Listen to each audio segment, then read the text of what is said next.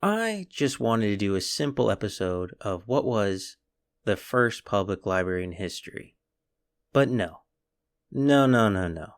Of course.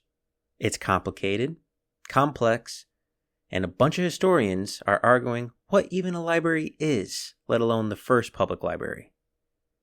But I did the research, I read, and I combed through so much information just to give you the straightforward answer of what was the first public library, which changes depending on your definition of library. So here it is, the history and the first public library with some asterisks, and how we got to it. All laid out in order, and I'll let you decide which was truly the first one.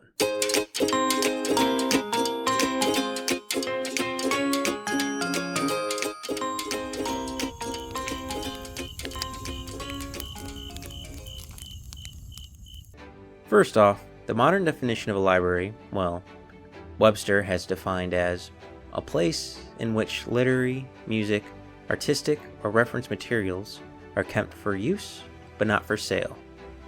And I would say that's a fair definition. That works in any period of history when you're describing libraries. And I would say it works in our first stop, which is around 2700 BC, plus or minus a few years, to the Sumerians, who first invented their writing language, some of the oldest, around 3500 BC. The Sumerians, who were found in the Cradle of Life, which is nowadays in the Middle East, had clay tablets with writing on it. Mainly records, how much grain, trade, things along this nature. And collections of them have even been found. Though, I don't think anyone was checking out clay tablets to take home and read over, but was a library of sorts. Then, soon after, around 2500, 2600 BC, the city of Ebla came around, which is in modern-day Syria. Ebla was a city, a wealthy city for its time, and they too had clay tablets.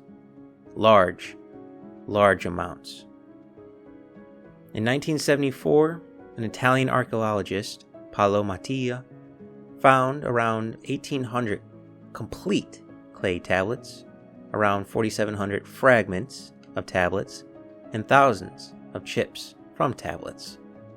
On these tablets, like the Sumerians, was economic records, inventory, import and export logs, but we start to see some differences in the quote-unquote library.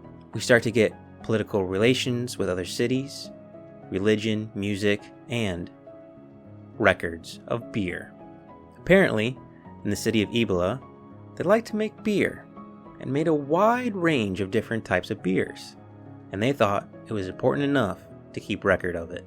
You have to remember, in this time frame, in order to make tablets, you have to be educated enough to read and write, you have to get the clay, write in the clay, and then let them dry. I imagine you aren't writing down every little thing. Economics, trade, religion, makes sense. Well, the beer? I think that was just to show how important beer was to the city of Ebla. Along with beer, they also wrote down names of kings, treaties, hymns, and rituals. Though, like the Sumerians, I imagine only royalty, government officials, and scribes had access to the tablets. So a library with some more interesting information, but not really a public library. Something I'd like to point out with ancient libraries is that they all weren't filled with the same language. Each one of these libraries, and the ones to come, have texts in their own language, but also in different languages. Information was important, no matter when in history you are or what language it is written in. These libraries, these clay tablets, were made in some dozens of different languages, some a few different languages, which I find quite interesting and cool. Then we have Egypt on the list, which is a bit more tricky. For Egypt, along with carving their language into stone and pillars, also use papyrus. For those who don't know, papyrus is a thick paper-like material made from the papyrus plant. Original naming, I know. Well, plants, paper, they decay. and they are more delicate and fragile than clay tablets. So, more than likely, they would have had a library somewhere around 2600 BC, especially since we know the oldest Egyptian language, called Archaic, was made before 2600 BC, and Old Egyptian language of the Old Kingdom is from 2600 to 2000 BC. So it stands to reason that they would have some scrolls, documentation, a library of sorts, and perhaps the first paper-like material in a library. But again, this would have been for priests, royalty, and scribes. The common man isn't exactly going to a temple and picking out a scroll to read. We travel, once again, back to Syria, where we have the Mari tablets, around 2000 to 1800 BC, in which a burnt library was discovered called Zimerli. In this library, there were over 25,000 clay tablets containing information similar to the predecessors, information about the kingdom, customs, names of people, as well as legal documents. The library is still not open to the public, though it is, however, getting more filled and more information in its halls. I would also like to point out, with clay tablets, some of these clay tablets across all of the cultures had writings on the side of the tablets, that they could stack them and figure out which tablet was about what, without having to read the entire thing. Almost like a spine of a modern-day book. And for many of these cultures, tablets would be stored in various containers, boxes, baskets, and shelves. The storage would play a role in organizing them. For some of the clay tablets had colophons. Colophons are a publisher's mark, title, and sometimes contains information of the contents on the tablet, which makes organization much easier, though it's far from the Dewey Decimal System and organization how we see modern libraries. Fast forward a few hundred years, and scrolls, documents, and recorded history is, well, everywhere in major civilizations. Many cultures still using stone and tablets to record history, but now paper-like materials are becoming more prevalent. Papyrus fills parts of the Mediterranean, hide, bones, silk, wood, multiple different types of materials are now being used to write. And the libraries are becoming less private. Still not open to the general public, but things like universities are starting to come into fruition. In fact, in 1500 BC in China, during the Shang Dynasty, writings and records filled entire rooms. But once again, only for royalty and government. But now, another group, students. Another group has been allowed access to the knowledge books keep. Students in schools having libraries for their students would start to be picked up all across the world. So now, instead of just royalty and religious figures, students. Now granted, students is a very loose term, it is a wide range of people, but still, it's progress. No major changes would happen until a period between 669 to 627 BC, during the reign of Ashurbanipal, a king of Assyria in the city of Nineveh. Boy, researching this and trying to pronounce these names is really hard. Please subscribe and comment and share, because this is a struggle. Anyhow, this king organized the first known systematically organized library in Mesopotamia. And there is arguments that other early libraries had a system of organization, but it's up for debate. But wait a minute, didn't you just say that they were organized clay tablets and baskets and boxes? Yes, I did. That is true. But from what I can tell, this is the first time the entire library is organized, not just batches and parts of it. Again, and who would have guessed, the history of libraries is complicated. But without a doubt, this one may have been more than likely the first total organized, if not definitely one of the earliest, libraries. Assyria, in a whole, has a wild history and important to, well, the world. Its oldest library was believed to be established around the 7th century BC, and a major reason why this library is so important, and I keep talking about it in the history of public libraries, that is, this library contained many important texts, like the Epic of Gilgamesh, books that still exist to this day. Also, this king loved books, clay tablets, writings, whatever you want to call them, so much that he compiled much of his library from conquering other territories and taking their knowledge as his prize, which is wild to think about. In a time where gold, jewels, livestock, slaves, he also made sure to take the books. Which, funny enough, and I do find it funny, this king, Ashurbanipal, stole many of the tablets from his neighboring kingdoms, and now a majority of those same tablets he stole are kept at the British Museum, after the British acquired them, loose terms on acquired, which I find quite comical. His library, which was around 25,000 tablets, which is both a lot and not all at the same time. As I've been telling you this tale, you may be thinking to yourself, 1,800, 25,000 tablets? That's so many books. Sort of. You need to remember, these tablets are not as dense as modern books. More material is required to keep the same information. Paper-like materials, hide and scrolls, are just starting to become the standard for large parts of the world. So to write everything that's in a book on clay tablets, you're going to need a lot more clay tablets. It would be a while until the next evolution in the public library would arise. Time would pass, libraries would come and go, but still no public libraries. Libraries, how we think about them. Libraries have grown and become a commonplace in every major city. More people are getting access to it. More students, philosophers, and scientists, not just government officials and royalty, though the libraries were still for the haves rather than the have-nots. The shelves of the libraries are being filled with scrolls, not just economics and law, but of science, fiction, philosophy, music, anything you can think of. The library has become less one-sided in its topics. But nothing would happen, not for another 100 years, until the Greeks and the Persians decide to make some major changes. Sometime in 560s to 546 BC, a Greek by the name of Pisistratus, an Athenian, who would make a library and allow Athenian citizens to check out books from it. Hey, this sounds just like a public library. Hold on. You need to remember, at this time, Athenian citizens are only free men. No one else.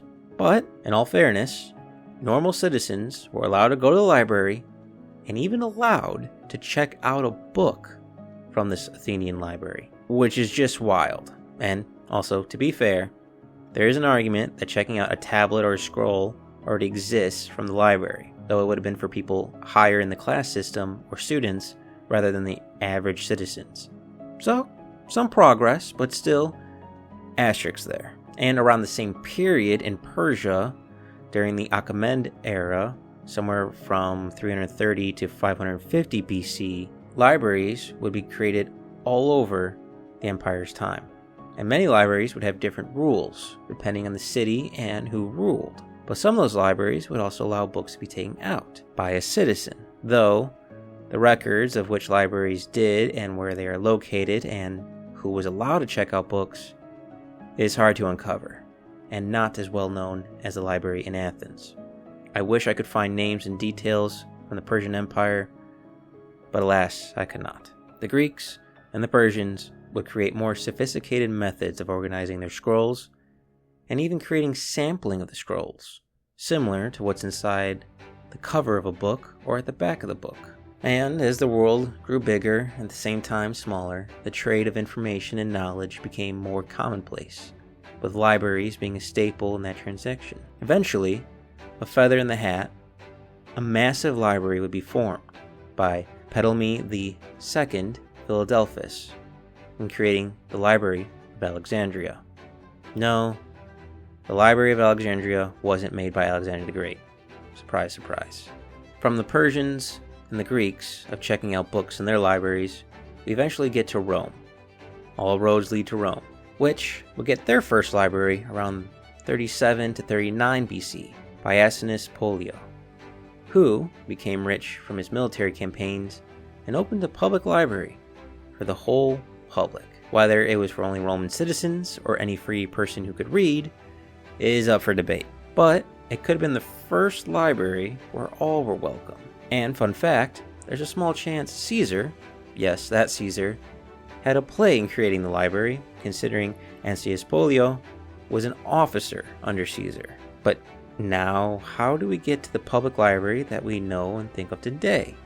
We're getting close, right? We got books, organization, different categories, more people can have access to them, you can check books out. The next step closer to the modern public library would happen thousands of miles away, all the way in China, where sometime in the 1st century AD, the creation of paper, or paper that we know-ish today, was invented by Cai Lun, though it is most likely older. Cai Lun just happens to be the first recorded inventor. But just because paper was invented doesn't mean modern books were invented right away. It would be hundreds of years until the next major advancement in the library would happen. You see, cultures were still using scrolls, animal hides, wood. It wouldn't be until the Tang Dynasty in China, during some time between 618 to 907 AD, where the first book, or how we envision books today, would be created. Don't get me wrong, there have been tons of codices, which are just a collection of scrolls, but this was the first time a book, how we think of a book in the modern era, would be born. Like, if you asked a child to point out a book, this is what they would point out. Still though, at this time, things move slow, so it would take a while for this invention in China to travel to the rest of the world. But travel to the world, it would. Eventually, all across Asia, Europe, and North Africa, paper books became the replacements for scrolls. And the first public library featuring books, as we know it, open to all, and to any, whether you're a citizen or not, is up for debate. In other words, no one truly knows. There are strong candidates, but none with the definitive proof, and at this point, I think you're just splitting hairs. You could make an argument for the Greeks, or the Persians, or the Romans to have the first library, but there are so many asterisks with their libraries and so many holes, it's hard to truly say that they're the first. And if you start going down closer to modern era, it's one of those things of, you can't just pinpoint it. It's one of those slow transitions that just, you know it when you see it, and you know it when it's not it. And that's a very frustrating answer, considering I spent weeks reading and combing over dozens of articles and books trying to figure out what the first public library was. For the most part of history, the library would be private libraries for students, religious figures, and people in power. But public libraries, here and there, throughout time, would pop up, and with time and the invention of the printing press, become a commonplace for many cultures. Fun fact, the oldest continuous operating library in the world is Al Qawariyyin Library in Fez, Morocco, founded in 859 AD, which got its start as an addition to a mosque, and the library would be turned into part of a university. And there's also a 0% chance I pronounced that correctly. So there you go. The history of public libraries and how they came to be and the historic lineage of them. Obviously, I skipped many parts in the history, but in my defense, there is so much time to cover. So much is debated, and so much could be classified as kind of works, kind of fits into the library category, but not really a true library, which is frustrating. I really wanted just a definitive answer, and the answer, of course, is complicated. Who would have thought? I just wanted to know what was the first public library. I thought it'd be quick, search it online. But no, it turned into weeks of research and doing an entire episode on it. I hope you enjoyed it, because now, for a short time, I will hate the words public library, but I did it.